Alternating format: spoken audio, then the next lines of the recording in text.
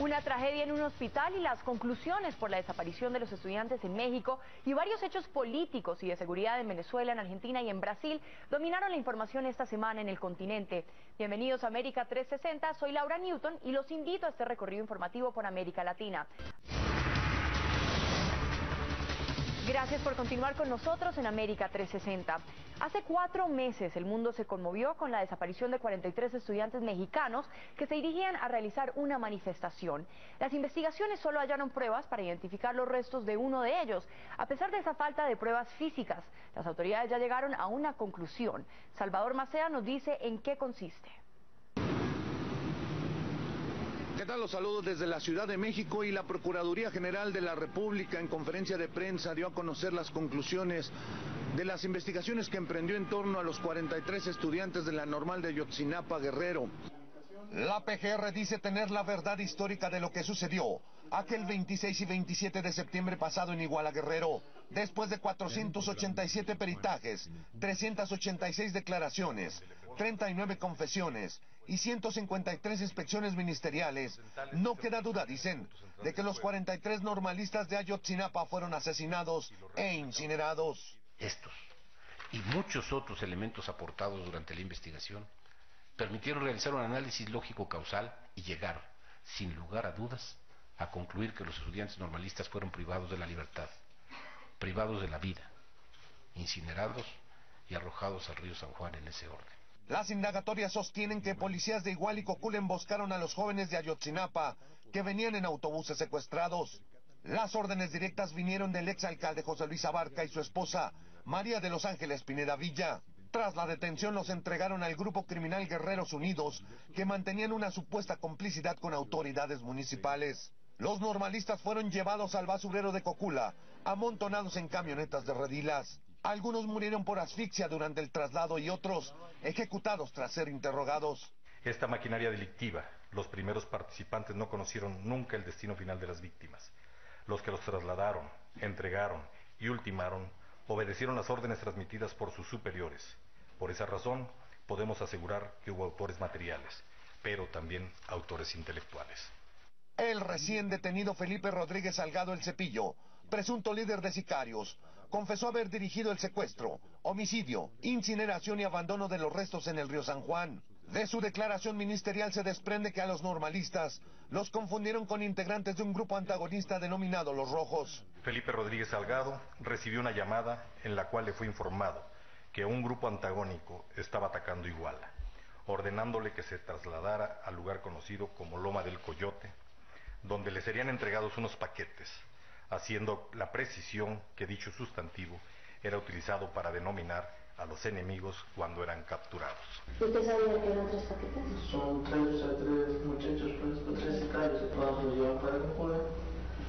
Entonces a mí me hablan y me dicen que ahí espere, que hoy todavía va una camioneta de 3 toneladas, que ahí porque vamos a más chavos, pues, más paquetes de esos. Las declaraciones de otros detenidos también establecen que entre los de Ayotzinapa había infiltrados. Por lo menos eran 3 presuntos integrantes de ese grupo antagónico Los Rojos, identificados como el Patilludo, el Flaquito y el Cochiloco. Entonces el Flaquito, que fue casi de los primeros, estaba aquí, por aquí. Y él dijo que él iba a decir que no le hicieron nada. Entonces se levantó y se puso aquí, acá. Sí, se puso aquí, con las manos en la cabeza. Pese a que la PGR asegura que esta es la verdad histórica de los hechos, se trata apenas de una conclusión acusatoria. La hipótesis ministerial tendrá que ser valorada por un juez federal, quien al final determinará si los elementos aportados son suficientes para sentenciar a los 99 detenidos del caso. De tal manera que nosotros vamos a mantenerlos muy informados de lo que sucede en torno a la desaparición y presunto homicidio, multihomicidio de estos 43 jóvenes de la Normal de Ayotzinapa. Regreso con ustedes al estudio. Con el fin de ampliar más la noticia, hacemos contacto con el profesor Günther Mayhold, sociólogo y politólogo de la Universidad de Regensburg, Baviera, actual profesor del Colegio de México y de la UNAM, especialista en temas de seguridad. Él está desde la Ciudad de México, DF. Muchas gracias, señor Mayhold, por estar con nosotros. Mucho gusto, muchas gracias. Señor Mayhold, hay una conclusión, que los estudiantes fueron asesinados e incinerados pero solo hay prueba de uno. ¿Hay suficiente confianza en la justicia para aceptar esa conclusión sin pruebas físicas? Pues estamos ahorita apenas en las investigaciones de la Procuraduría. Vienen todavía los procesos que se realizan ante la justicia, el juicio, etcétera, que puede durar mucho tiempo porque en México se tardan hasta 5 años hasta que se abren los juicios. Sin embargo, México firmó varios convenios con la OEA, con la Comisión Interamericana de Derechos Humanos, que van a hacerse ahorita cargo de revisar todos los documentos que la Procuraduría ha presentado para revisar por su parte si estas pruebas son suficientes y si permiten realmente llegar a las conclusiones que se presentaron. Señor Meijold, ¿usted cree que la indignación despertada por este caso, no solo en México, sino en el mundo, sirva para cambiar en algo la política de seguridad o derechos humanos en México? Tenemos una ausencia de una política de derechos humanos más profunda, más consolidada, que esté presente en el territorio con un organismo suficientemente independiente, con posibilidades propias de investigación, más allá de lo que tiene actualmente la Comisión Nacional de Derechos Humanos. En ese sentido, México está expuesto y sigue siendo expuesto a las críticas y las observaciones que se hacen desde el exterior. Y este es un proceso oportuno para que se refuercen los esfuerzos propios en esta materia. Este caso dejó en evidencia el poder y el manejo político regional del crimen organizado y, por otro, una incapacidad del Estado para reaccionar rápidamente y convencer de la eficacia de sus acciones. ¿Qué le faltó al gobierno? ¿Qué le faltó al presidente Enrique Peña Nieto en el manejo de esta situación? Pues en primera instancia se suponía que esto iba a ser un caso que el mismo estado de Guerrero, donde sucedieron los hechos, iba a hacerse cargo de esclarecerlo, y el procurador local estaba haciendo las averiguaciones propias. Y fue apenas después que el gobierno central asumió el caso, y esto ya cuando habían desaparecido ciertas pruebas, cuando ya se habían encarcelado personas que no tenían que ver con el caso.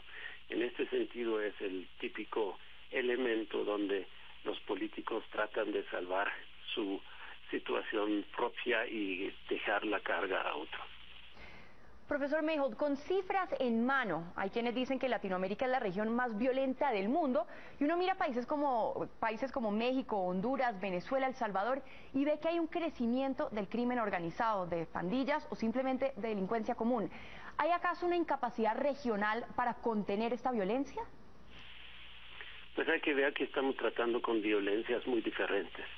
Lo del crimen común es una violencia que está afectando a la gran mayoría de la población, mientras que la violencia alrededor del crimen organizado toca muy selectivamente a la población. Sin embargo, muchos de los recursos para el combate se están yendo al área del crimen organizado, dejando de alguna manera desprotegido esta criminalidad común que afecta con robos, etcétera, hurtos a la población. Entonces puede ser que estemos ante una situación de una mala distribución de recursos públicos que se van por lo más visible y no realmente por el sector donde la mayoría de la población se ve afectada. Pues profesor Meijold, muchísimas gracias por su tiempo. Con mucho gusto, siempre a la orden. Gracias.